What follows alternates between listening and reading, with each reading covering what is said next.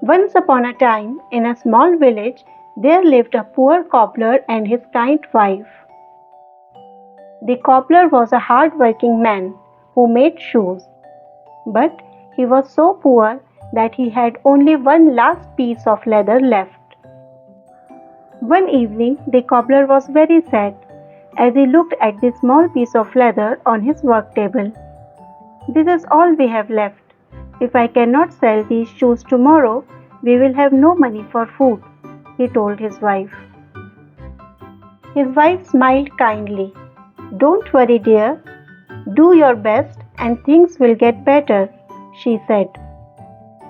The cobbler carefully cut the leather, preparing to make a pair of shoes the next morning. Then, feeling very tired, he left the pieces on the table and went to bed. The next morning, when the cobbler entered his workshop, he could not believe his eyes.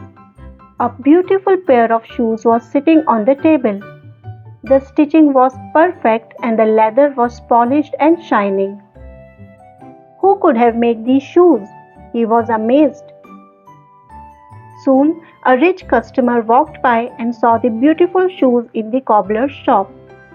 "These are the finest shoes I have ever seen," the customer said, and paid a high price for them.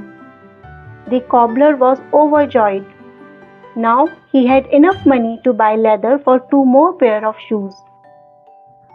That evening, the cobbler cut the leather for 2 pairs of shoes and left it on the table. Again, he decided to sew them in the morning. The next morning, the cobbler was shocked once more. On the table, there were 2 pairs of beautiful shoes, made even better than the first ones. Again, a rich customer came and bought them for a high price.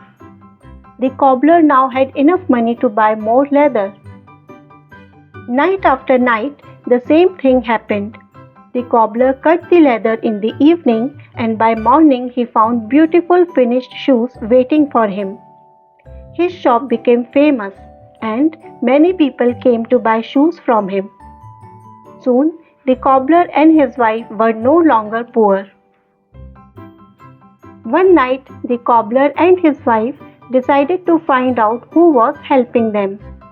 "Let us hide and watch tonight," the wife suggested. They lit a small lamp and hid behind the curtains. At midnight, something magical happened. Tiny little dwarfs, no bigger than a hand, jumped into the workshop. They wore old red clothes but had happy faces.